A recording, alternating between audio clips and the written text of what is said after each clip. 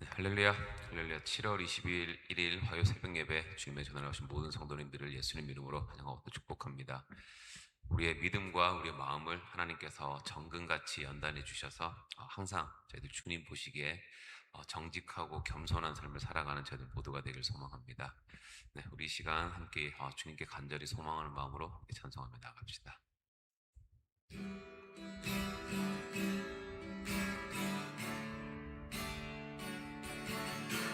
나의 마음을 정금과 같이 정결케 하소서. 나의 마음을 정금과 같이 하소서. 내 영혼에 한 소망이 있으니 주님과 같이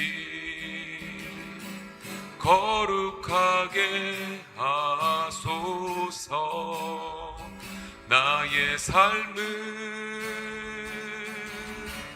드리니 거룩하게 하소서. 주님 나를 받으소서. 나를 받으소서. 나의 마음을 정금과 같이 정결케 하소서. 나의 마음을 정금과 같이 하소서. 내 영혼에 한 소망이 있으니 주님과 같이 거룩하게 하소서. 나의 삶을 드리니 거룩하게 하소서. 주님 나를 받으소서.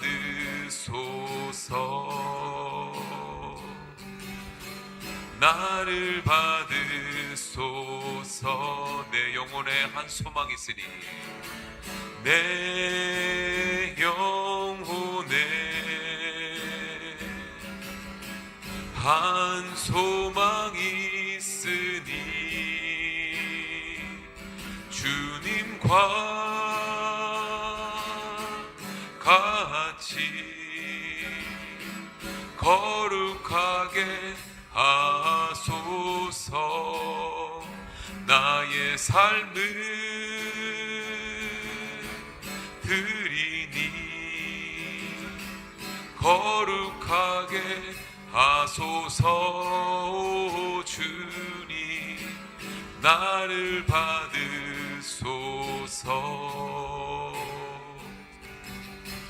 나를 받으소서. 나를 받으소서. 나를 받으소서.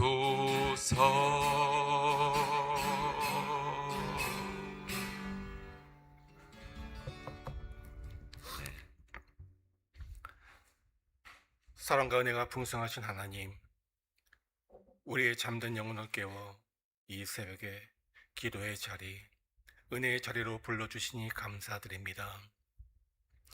거룩한 새벽 제단을 쌓으며 하루의 첫 시간을 주님께 올려드리기를 원합니다. 오늘 이 아침에 주시는 하나님의 말씀을 통하여 우리의 심령이 새롭게 하시고 세상을 향해 나아갈 새 힘과 지혜를 공급하여 주옵소서. 지난 밤 동안 우리의 연약한 육신을 지켜주신 것처럼 오늘 하루의 삶도 친히 주관하여 주시사 우리가 밟는 모든 삶의 현장에 주님의 동행하심이 있게 하시고 우리의 말 한마디와 행실 속에서도 그리스도의 향기를 드러내는 복된 하루가 되게 하여 주옵소서. 세상의 분주함과 염려 속에서도 흔들리지 않는 굳건한 믿음을 허락하여 주시고 성령 충만함으로 우리의 영혼이 늘 깨어 있게 하옵소서. 특별히 육신의 질병으로 고통받는 그런 성도들과 삶의 여러 가지 무거운 짐을 지고 낙심하는 성도들을 찾아가 주셔서 주의 광선과 위로의 손길로 회복시켜 주시옵소서. 또한 우리 가정과 자녀들을 눈동자와 같이 지켜주시고 학업과 직장 그리고 사업장 위에 은혜를 더하여 주시사 범사의 형통한 복을 누리게 하여 주시옵소서. 부족한 종이 이제 말씀을 들고 단위에 섰습니다. 전하는 자나 듣는 자 모두 은혜 받는 시간이 되게 하여 주시옵소서. 감사드리며 이 모든 말씀 예수님의 이름으로 기도하옵나이다. 아멘. 하나님께서 오늘 우리에게 허락하신 말씀은 에스겔 28장 1절에서 19절까지의 말씀입니다. 이 말씀을 하나님께서 오늘 우리에게 주시는 계시의 말씀으로 받으시고 한 절씩 교독하실 때에 제가 먼저 1절 말씀 읽겠습니다. 또 여호와의 말씀이 내게 임하여 이르시되 인자야 너는 두로 왕에게 이르기를 주 여호와께서 이같이 말씀하시되 내 마음이 교만하여 말하기를 나는 신이라 내가 하나님의 자리 곧 바다 가운데에 앉아 있다 하도다. 내 마음이 하나님의 마음 같은 체할지라도 너는 사람이요 신이 아니거늘. 내가 다니엘보다 지혜로워서 은밀한 것을 깨닫지 못할 것이 없다 하고 내 지혜와 총명으로 재물을 얻었으며 금과 은을 곳간에 저축하였으며 내 큰 지혜와 내 무역으로 재물을 더하고 그 재물로 말미암아 내 마음이 교만하였도다. 그러므로 주 여호와께서 이같이 말씀하셨느니라. 내 마음이 하나님의 마음 같은 체하였으니 그런즉 내가 이방인 곧 여러 나라의 강포한 자를 거느리고 와서 너를 찌르니 그들이 칼을 빼어 내 지혜의 아름다운 것을 치며 내 영화를 더럽히며 또 너를 구덩이에 빠뜨려서 너를 바다 가운데에서 죽임을 당한 자의 죽음같이 바다 가운데에서 죽게 할지라. 내가 너를 죽이는 자 앞에서도 내가 하나님이라고 말하겠느냐? 너를 치는 자들 앞에서 사람일 뿐이요 신이 아니라. 내가 이방인의 손에서 죽기를 할례 받지 않은 자의 죽음같이 하리니 내가 말하였음이니라. 주 여호와의 말씀이니라 하셨다 하라. 여호와의 말씀이 또 내게 임하여 이르시되 인자야 두로 왕을 위하여 슬픈 노래를 지어 그에게 이르기를 주 여호와의 말씀에 너는 완전한 도장이었고 지혜가 충족하며 온전히 아름다웠도다. 내가 옛적에 하나님의 동산 에덴에 있어서 각종 보석 곧 홍보석과 황보석과 금강석과 황옥과 홍마노와 창옥과 청보석과 남보석과 홍옥과 황금으로 단장하였으며 내가 지음을 받던 날에 너를 위하여 소고와 비파가 준비되었도다. 너는 기름 부음을 받고 지키는 그룹이며 내가 너를 세움에 내가 하나님의 성산에 있어서 불타는 돌들 사이에 왕래하였도다. 내가 지음을 받던 날로부터 내 모든 길에 완전하더니 마침내 내게서 불의가 드러났도다. 내 무역이 많으므로 내 가운데에 강포가 가득하여 내가 범죄하였도다. 너 지키는 그룹아, 그러므로 내가 너를 더럽게 여겨 하나님의 산에서 쫓아내고 불타는 돌들 사이에서 멸하였도다. 내가 아름다움으로 마음이 교만하였으며 내가 영화로움으로 내 지혜를 더럽혔으며 내가 너를 땅에 던져 왕들 앞에 두어 그들의 구경거리가 되게 하였도다. 내가 죄악이 많고 무역이 불의함으로 내 모든 성소를 더럽혔으며 내가 내 가운데에서 불을 내어 너를 사르게 하고 너를 보고 있는 모든 자 앞에서 너를 땅 위에 재가 되게 하였도다. 함께 읽겠습니다. 만민 중에 너를 아는 자가 너로 말미암아 다 놀랄 것이며 내가 공포의 대상이 되고 내가 영원히 다시 잊지 못하리로다 하셨다 하라. 아멘. 그 탁지원 국제종교문제연구소장의 말에 의하면 대한민국에는 자기 스스로 하나님이다라고 그렇게 생각하는 사람이 20여 명이나 있고요. 또한 자칭 나는 재림 예수다라고 그렇게 주장하는 사람이 50여 명이나 된다고 합니다. 즉 한국에는 무려 70명이나 되는 자칭 신들이 존재하고 있다는 거예요. 정말 말도 안 되죠. 그런데 이 사람들이 처음부터 나는 신이다라고 그렇게 생각했던 것이 아니에요. 처음에는 정말 예수님을 열심히 믿고자 했지만, 그래서 더욱더 많은 것을 공부하고 더욱더 성경을 깊이 연구하려고 하다 보니까 이제 그것들을 조금 깨닫고 사람들한테 자기의 생각을 이야기하고 그렇게 하니까 사람들이 그 말이 정말 맞다고 생각을 하고 자기를 마치 하나님처럼 생각하더라. 그러다 보니까 처음에는 아니에요, 아니에요 하다가 그게 또 재미있고 그게 또 너무나 좋아서 그래, 아마도 내가 신인가 봐라고 착각하는 그런 인생들. 마치 오늘 본문 속에 등장하는 누구요? 두로 왕과 같은 그러한 사람이 되었다는 거지요. 자, 하나님 그 문제 때문에 하나님은 두로 왕을 심판하실 수밖에 없었어요. 자, 2절을 보면은요, 인자야 너는 두로 왕에게 이르기를 주 여호와께서 이같이 말씀하시되 내 마음이 교만하여 말하기를 나는 신이라 내가 하나님의 자리 곧 바다 가운데 앉아 있다 하도다. 당시에 이 나라는요 정말 돈이 많은 나라였어요.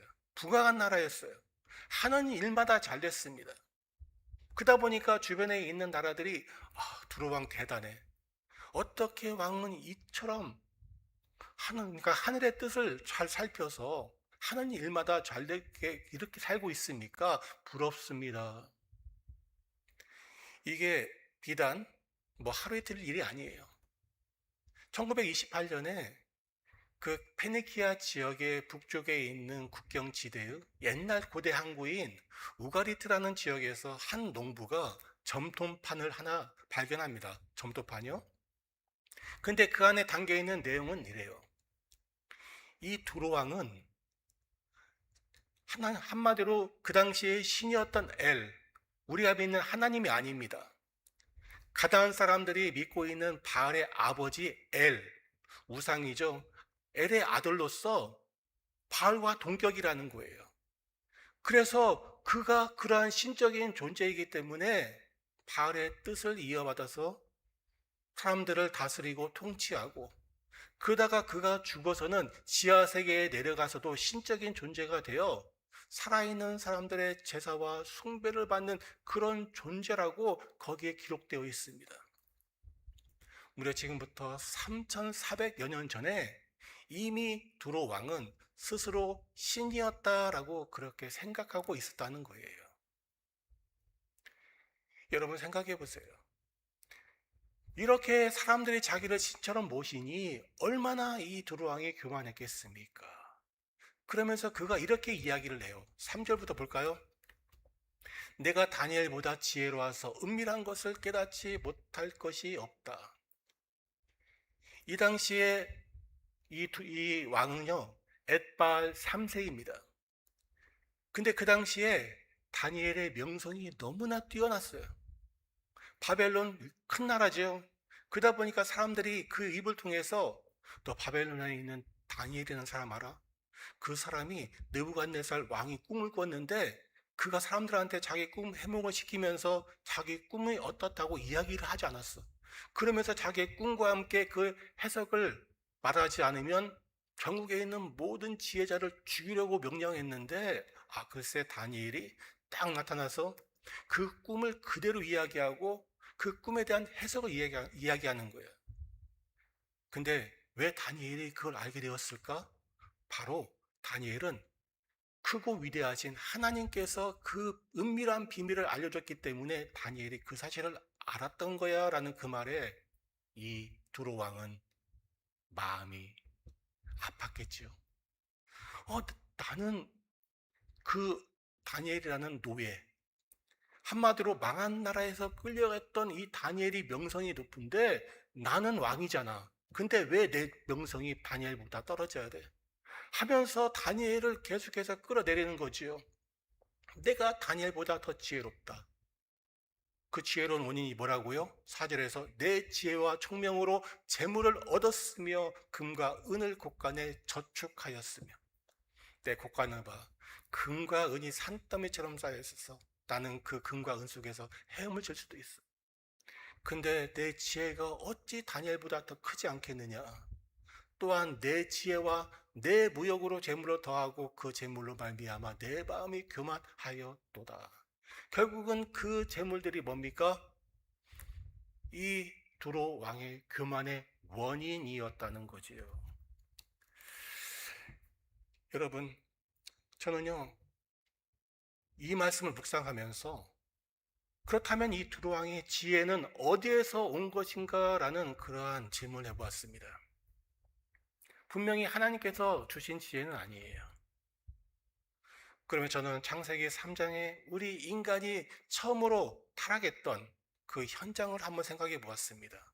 창세기 3장 5절, 6절을 보면은요, 너희가 그것을 먹는 날에는 너희 눈이 밝아져 하나님과 같이 되어 선악을 알 줄 하나님이 아심이니라. 누가 한 말입니까? 뱀이 한 말이지요. 우리 기독교에서는 이 뱀을 사탄이라고 그렇게 이야기합니다. 그 어떻게 이야기합니까? 너희들이 선악과를 먹으면 어떻게 된다고요? 하나님 같이 될 것이다. 그리고 6절에서 그 말을 들은 여자가 그 나무를 본즉 먹음직도 하고 보암직도 하고 지혜롭게 알 만큼 탐스럽기도 한 나무인지라. 그걸 먹으면 자기가 마치 하나님처럼 되어서 지혜를 알게 될 것이라는 그러한 생각에 그 열매를 먹었어요. 그리고 그 말처럼 그들은 지혜를 얻게 되었지요. 그러나 그 지혜는 하나님의 지혜가 아닌 세상의 지혜였어요. 하나님은 그들이 벗고 다니는 것이 그게 옳고 좋다고 했지만 이 선악과를 먹은 아담과 하와는 어땠습니까? 자기가 벗은 몸을 부끄러워했어요. 하나님의 아름답다라고 했는데 인간은 그게 부끄럽다고 생각하고 옷을 지어 만들었어요. 그게 인간의 지혜입니다. 이렇듯 하나님은요, 우리 인간을 창조할 때 우리가 영적인 존재로 하나님의 동산에서 하나님의 나무와 실과와 그리고 동물들을 다스리면서 영원히 같이 살기를 원했지만 우리 인간은 어땠습니까? 나는 그게 싫어요 하면서 내 마음대로 살 거야 라면서 그걸 선악과를 먹고 결국은 에덴 동산에서 쫓겨나는 그러한 인생이 되고 말았다는 거죠. 이렇듯 우리 인생의 길에는요, 두 가지의 선택길이 있습니다. 생명의 실과인 예수님을 믿고 영생의 길을 얻던지, 아니면 사단이 주는 그 세상의 지혜를 따라서 세상의 길로 갈 것인지. 우리는 예수님께서 이 땅에 오셔서 베푸신 성만찬을 통하여 예수님의 피와 살, 떡과 그리고 포도주를 마심으로 영생의 길로 나아갈 수 있습니다. 그래서 기독교는 이 생명의 실과를 바로 예수 그리스도라고 그렇게 지칭하고 있는 거예요. 오늘날 우리에게 이러한 생명의 실과가 주어졌습니다. 생명의 나무, 이게 주어졌어요. 그런데도 세상 사람들은요, 예수님이 아닌 세상을 따라가요. 마치 두루왕처럼 말입니다. 그래서 결국 하나님은 이 두루를 심판하실 수밖에 없어요. 그 내용이 7절부터 있는데요. 그런즉 내가 이방인 곧 여러 나라의 강포한 자를 거느리고 와서 너를 치리니 그들이 칼을 빼어 내 지혜의 아름다운 곳을 치며 내 영화를 더럽히며. 곧 여러 나라. 이미 우리 잘 알고 있잖아요. 아수르가 3년 동안 이 나라를 공격했습니다. 5년 동안 공격했어요. 철저히 공격했습니다. 그리고 그 뒤를 이어 하나님께서 말씀하신 바벨론의 느부갓네살 왕이 13년 동안 이것을 또 철저하게 부숩니다. 한마디로 돌 위에 돌도 올려놓지 못할 정도로 맨 바위가 되게 하시고, 또한 그곳에 결국은 뭡니까? 사람이 살 수가 없어서 어부들이 그물을 넣을 수밖에 없는 그런 곳이 되었어요. 심지어 두로 왕의 그 정통을 멸종시켰습니다. 그래서 두로 왕족이 끝났어요. 그리고 결국 그들과 화친을 맺어서 왔지만 그들은 회개하지 않고 계속해서 왕을 세웠고, 하나님 또다시 바사를 통해서 그들을 심판하시고요. 결국은 기원전 300여 년경 알렉산더에 의해서 이 두루는 멸망당하고 맙니다. 그 내용이 8절이에요. 보세요. 또 너를 구렁텅이에 빠뜨려 너를 바닷 가운데 죽임을 당한 자의 죽음같이 바닷 가운데에서 죽게 할지라. 지도를 한번 보세요. 자, 보세요. 이 두루라는 나라는요, 내륙 땅에도 도시가 있습니다. 그래서 평상시엔 거기서 살아요. 그러다가 이방 민족이 쳐들어오면은요, 섬으로 도망을 가요. 도망을 가는데 이곳은 완전한 요새입니다. 배를 댈 데도 없어요. 그리고 그곳에서 오랫동안 버틸 수 있는 물과 식량과 이런 것들이 다 그 안에 있습니다. 그리고 그들의 재산도 여기에 다 있어요. 심지어 이 바다는요, 그들이 자랑하는 무역선들이 수백 척이 여기에서 정착하고 있다가 누가 배를 타고 오면 그것을 공격합니다. 침략할 방법이 없었어요. 그러다 보니까 그들은 바다 가운데 내가 하나님이야 라면서 나는 결코 망하지 않을 거야 라면서 자신 있게 이야기했던 거죠. 그러나 기원전 332년 알렉산더 대왕이 이 800m, 0.5마일이나 되는 이 바다를요 메워버립니다. 그리고 길을 만들어요. 그리고 군사를 동원해서 결국은 이 두로 섬을 멸망시키는데 이때 죽은 지도자가 3,000명입니다. 왕을 비롯해서 그 당시에 있는 한마디로 어느 정도 그 권력이 있다 생각하는 사람들 다 잡아 죽였어요. 그리고 쓸만한 사람 3만 명을 노예로 끌고 갑니다. 그로 인해서 두로는 역사에서 완전히 사라져 버리지요. 그들은 결국 구덩텅이에 빠져버리는 겁니다. 그들이 믿었던 것처럼 두루 왕이 지하에 내려가서도 신적인 존재가 될 것이다 믿었지만 하나님은 뭐라고요? 너는 신이 아니고 인간이다 라는 거지요. 내가 너를 칼로 치는 자 앞에서도 너를 죽이려는 자 앞에서도 내가 하나님이라고 이야기할 수 있느냐? 너는 신이 아니라 사람일지니 어떻게 하라고요? 그로 인해서 내가 죽을 것이다 라는 겁니다. 여러분, 하루 강아지 범 무서운지 모른다는 말이 있어요. 세상에서는 자기가 제일 잘난 줄 알아요. 그런 사람들 많지요. 그런데 땅에서는 그럴지 몰라도 하늘에 계신 하나님 앞에서는 뭡니까? 그저 하루 강아지예요. 세상 무서운 줄을 모르는 거예요. 그런 분들 많잖아요. 아, 내가 최고야. 나를 이길 사람이 없어. 누가 생각납니까? 골리앗이 생각나지 않습니까? 골리앗. 골리앗은요, 키도 크고요, 그와 싸워서 대적할 사람이 없었어요. 그래서 하나님을 무시하고 하나님을 조롱하고 하나님을 욕되게 합니다. 그런데 그때 누가 나왔어요? 다윗이 나왔어요. 어린 소년입니다. 근데 골리앗이 볼 때는 하찮은 이게 나왔으니 얼마나 가소롭겠습니까? 그런데 다윗에게는 누가 있었습니까? 하나님이 있었잖아요. 그가 던진 물맷돌에 골리앗은 죽고 말았어요. 마찬가지예요. 두루왕이 볼 때는요, 헬라의 조그마한 도시에서 나타났던 알렉산더, 아, 저거 뭐야? 하지만 결국은 그 알렉산더에게 멸망당하는 운명. 여러분, 이처럼 교만은요, 결국은 망할 수밖에 없어요. 잠언서 16장 18절 어떤 말씀이 있습니까? 교만은 패망의 선봉이다라는 거죠. 여러분 기억하세요. 교만함은 결국 나를 멸망시킨다는 그 사실을 기억하며 오늘도 낮은 자리에 또한 겸손의 자리에 나아가는 우리 모두가 되기를 주님의 이름으로 축원드립니다. 이제 또다시 하나님의 말씀이 에스겔에게 주어져요. 11절이죠. 여호와의 말씀이 또 내게 임하여 이르시되, 이번에는 뭡니까? 12절에서 인자야 두루 왕을 위하여 슬본내를 지어 그에게 이르기를 주 여호와의 말씀이 너는 완전한 도장이었고 지혜가 충족하며 운전이 아름다웠도다. 그런데 우리는 에스겔서나 기타 예언서를 보면 이해가 되지 않는 것들이 있어요. 왜 하나님은 직접 이 멸망의 메시지를 받아야 될 두루 왕에게 직접 전하지 않고 에스겔을 통해서 이 말씀을 전해야 되는가?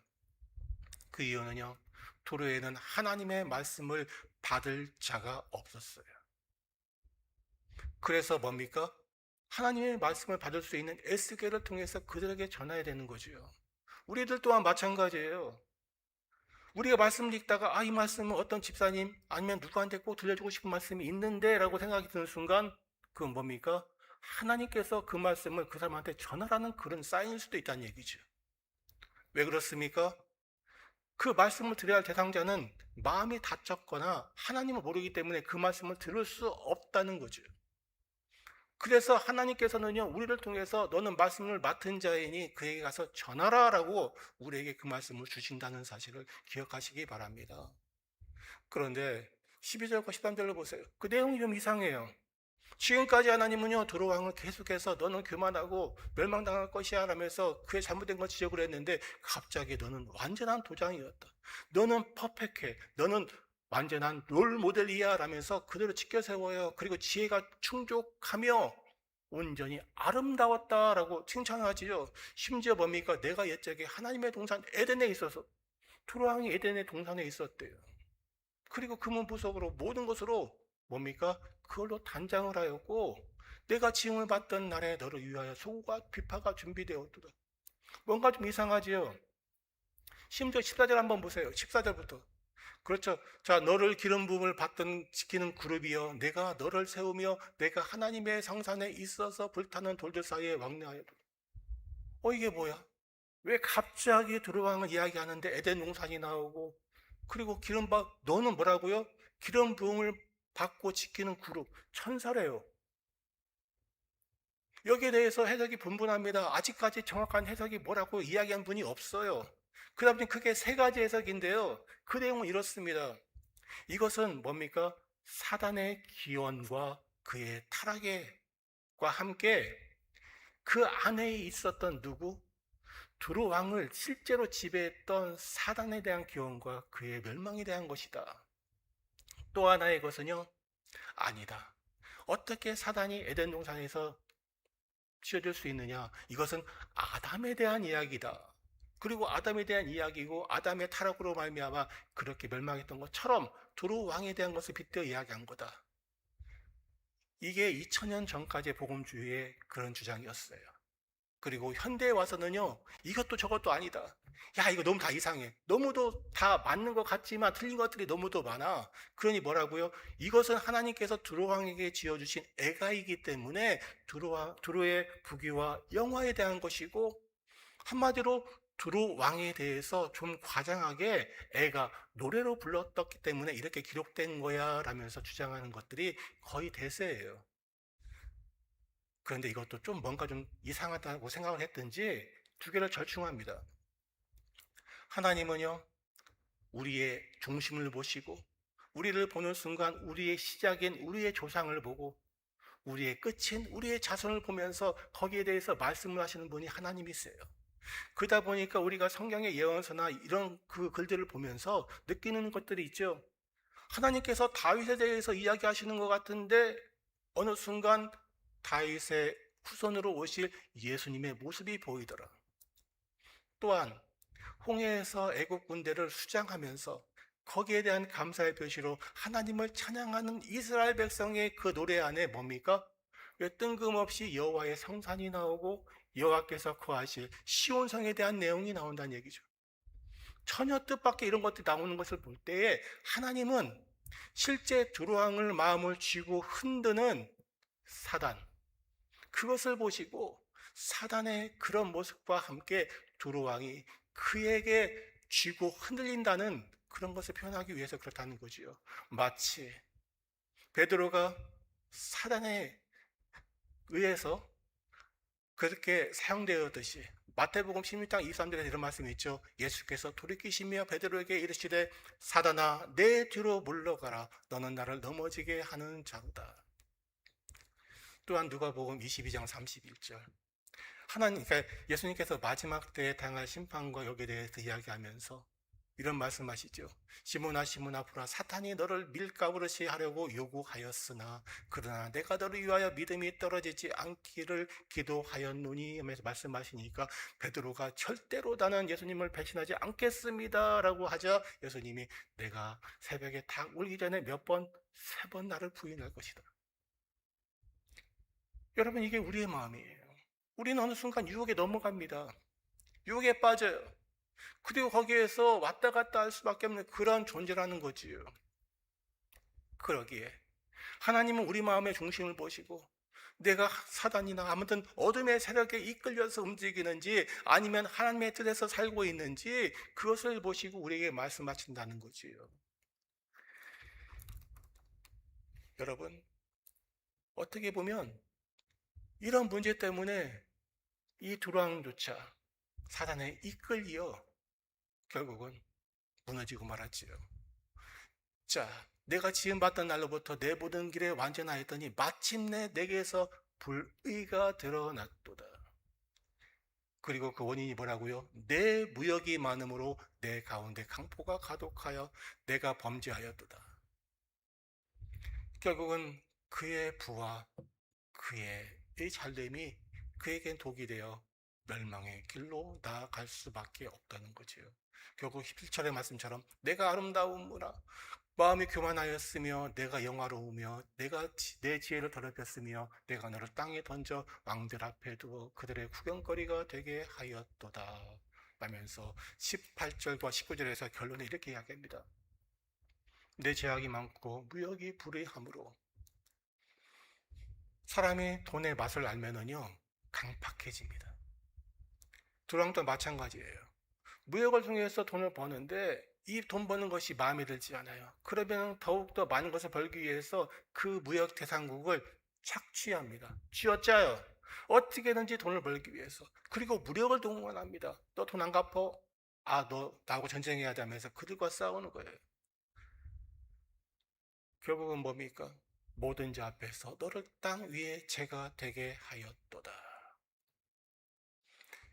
만민 중에 너를 아는 자가 너로 말미암아 다 놀랄 것이며 내가 공포의 대상이 되고 내가 영원히 다시 잊지 못하리라. 사람들은 생각했어요. 두루는 절대 멸망하지 않을 거야. 그럼 어떻게 됐습니까? 그 두루가 멸망했어요. 하나님이 이런 분이신가? 또한 내가 다시는 영원히 잊지 못하리라. 두루라는 나라는 이제 더 이상 이 세상에서 존재하지 않습니다. 그러나 놀라운 것은 뭔지 아세요? 이 두루를 멸망시킨 나라가 어디입니까? 헬라잖아요, 그리스. 근데 놀랍게도요, 이 페니키아의 언어인 알파벳이 처음 사용된 곳이 어디입니까? 헬라였어요. 그리고 이 헬라 언어로 구약 성경이 번역이 되었지요. 그리고 이게 유럽으로 지나서 로마에서, 그리고 신약 시대에 바울이 이 헬라어로 전 세계를 다니며 복음을 증거했습니다. 더 나아가 이게 독일어, 영어로 성경이 번역이 되었고요. 이 번역된 성경이 어디까지? 우리에게까지 왔다는 거죠. 하나님은 이처럼 그들의 교만과 멸망시킨 나라에서 그들을 심판하시기도 하지만 그들이 누렸던 모든 것들, 그런 것들조차도 하나님께서는 귀하게 사용한다는 거죠. 여러분 기억하세요. 늘 이야기하지만 지혜의 근본은 어디입니까? 누구십니까? 잠언서 9장 10절 하나님을 경외하는 것이 지혜의 근본이다. 우리는 지혜를 강구합니다. 그 지혜 찾기 위해서 수많은 유튜브를 보고 수많은 책들을 읽어야. 그러나 뭐라고요? 성경 안에 있는 하나님을 경외하는 것이 진정한 지혜의 근본이라는 사실. 다니엘이 그랬습니다. 다윗이 그랬습니다. 예수님의 제자들이 그랬어요. 이렇듯 우리는 높은 자리에 앉으면서 교만을 얻기보다는 예수님의 말씀처럼 낮은 자리의 자세, 겸손한 자리에 앉아서 하나님께서 귀하게 사용하는 우리 모두가 되시기를 주님의 이름으로 축원드립니다. 말씀을 기억하며 다 함께 기도하겠습니다. 사랑과 은혜가 풍성하신 하나님, 오늘 주신 말씀을 통하여 우리가 여기까지 오게 된 것이 내 능력과 내 지혜가 아니라 오직 주님의 은혜이심을 다시 한번 되돌아보게 하시니 감사와 경배를 드립니다. 그러나 때로는 오늘 본문 속 두루왕처럼 내가 이룬 성취와 소유를 바라보며 나의 지혜와 힘으로 이 모든 것을 얻었다고 착각하며 살았던 교만했던 지난 날들을 회개합니다. 원하옵기는 교만과 오만의 자리에서 서지 않게 하여 주시고 주님께서 저희들의 마음을 지켜주시사 늘 겸손하고 낮은 자리에 서는 우리들이 되게 하여 주시옵소서. 또한 세상의 자랑과 화려함에 눈이 멀어 내가 연약한 사람에 불과하다는 사실을 잊고 살았음을 또한 고백합니다. 주님, 내가 가진 모든 지혜와 그 소유가 주님께로부터 왔음을 깊이 깨닫게 하시고 내 마음의 중심에 오직 주님만을 온전히 모시고 사는 저희들이 되게 하여 주시옵소서.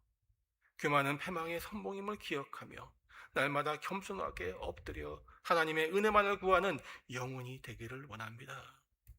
이 세상의 자랑은 안개와 같이 사라진 헛된 것임을 깨닫게 하시고 영원하지 않은 것에 마음을 깨끼지 않도록 하여 주시옵소서. 내가 누리는 모든 것이 오직 주님의 은혜임을 고백하며 영광과 존귀를 오직 하나님께만 올려드리는 진정한 예배자가 되게 하여 주시옵소서.